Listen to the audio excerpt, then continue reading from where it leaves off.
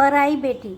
नीतू जी थोड़ी सी मायूस हो गई। अभी बेटी को भेजकर यूं तो बहुत खुश थीं आजकल। अभी बेटे की शादी जो हुई, बहू भी उनकी पसंद की है और बेटी अपने परिवार में खुश है। अब तो उनकी जिम्मेदारियां लगभग ख़त्म हो गई, पर फिर भी बेटी एक बार घर रह कर जाए तो दिल पर जोर तो पड़ता ही है। इसीलिए न चाहते हुए भी कभी कभी आंखें झलझला रही थी।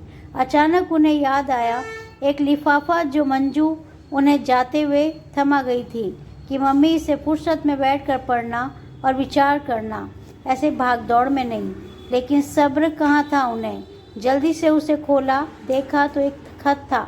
उसे खोला और पढ़ने बैठ गई।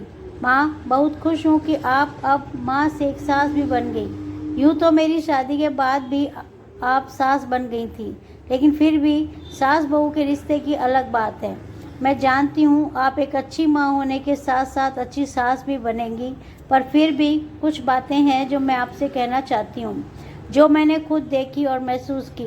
बहुत कोशिश की आपसे खुद कहूँ, पर हिम्मत नहीं जुटा पाई, तो इस खत में लिख दिया।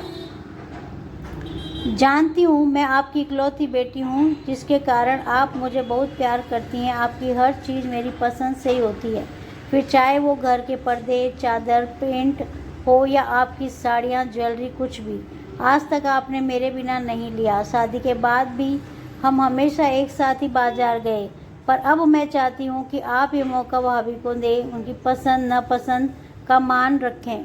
आप चाहें तो मैं उनके साथ हर समय मौजूद रहूँगी, पर उनके साथ या उनके पीछे, उनसे पहले या उनके विरोध में कभी नहीं, जब तक उनकी कोई बहुत बड़ी गलती नहीं हो, क्योंकि अब इस घर पर उनका हक है।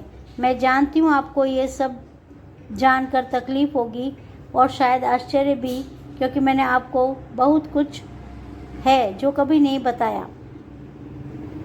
पर माँ, मैं पिछले 5 सालों से ये सब देखती आ रही हूँ। मेरे ही ससुराल में मेरी बातों, मेरी भावनाओं को या पसंद का कोई महत्व नहीं है, क्योंकि सिर्फ और सिर्फ मेरी दोनों नंदों को इसका हक है।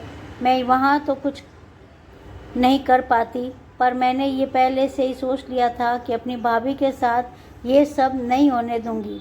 मैं कभी भी उनके जैसी नंद नहीं बनूंगी, नहीं खुद जैसी अपनी भाभी को बनने दूंगी। अब वो घर उनका है, उनसे जुड़े फैसले लेने का हक भी उनका है, चाहे वो छोटी बातें हों या बड़ी। उनकी सहमति सर्वोपरि है। मैं भुगत चुकी हूँ, आप जानती हैं माँ। मैं जब अपने ही कमरे में कुछ बदलाव करती हूँ तो दीदी मुझसे कैसे बात करती है, या घर में मैं कोई भी नई चीज़ लेकर आऊँ तो उसके लिए मुझे कैसे सुनाया जाता है, हमारे यहाँ ये सब नहीं चलता, आपके मायके में होगा। ये शब्द तो हर दिन लगभग मैं 3-4 बार सुनती हूँ। जब मैंने उन्हें अपने साथ चलने को बोलती हूँ तब भी उनके अलग अलग नखरे होते हैं। कभी आज नहीं भाभी, या आप अपनी पसंद से ही ले आओ ना, साथ न जाने के ढेरों बहाने होते हैं। इसीलिए अब मैं खुद सब करने लगी हूँ, किसी की परवाह किए बिना। आप जानती हैं कि जब भैया मुझसे मिलने आते हैं ना, तो घर में सबका मुंह देखने लायक होता है। अगर उसके हाथ में कोई बड़ा सा गिफ्ट या सामान देख ले तो सब खुश हो जाते हैं। खाली हाथ उनका आना किसी को गवारा नहीं है। कहते हैं अभी पिछले हफ्ते ही तो आया था, कोई खास काम था क्या? मैं जानती हूँ, इसीलिए उन्होंने अब घर आना भी कम कर दिया।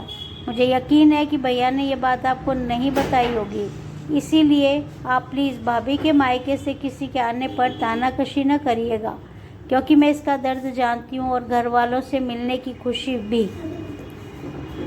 कभी भी उन्हें ये मत कहिएगा कि घर से क्या सीख कर आई है। जो भी नहीं आता प्यार से सिखाइएगा, जैसे आपने मुझे सिखाया था। बस यही कहना था आपसे कि माँ, अब मैं पराई होना चाहती हूँ। आपकी मंजू। नीतू जी की आंखें भर आई, गला रूंध आया, मुंह से एक शब्द नहीं निकल रहा था। उनकी छोटी सी मंजू आज इतनी बड़ी हो गई कि अपनी माँ को ही उसने इतनी सारी सीख दे डाली, और खुद सालों से क्या क्या सहन कर रही है इसकी भनक भी कभी नहीं लगने दी। नीतू जी ने मंजू से बात करने के लिए फ़ोन उठाया। उधर से हेलो का जवाब में सन्नाटा था, तो इधर एक कंपकपी थी। आपका हर पल मंगलमय हो। जसविंदरजीत कौर।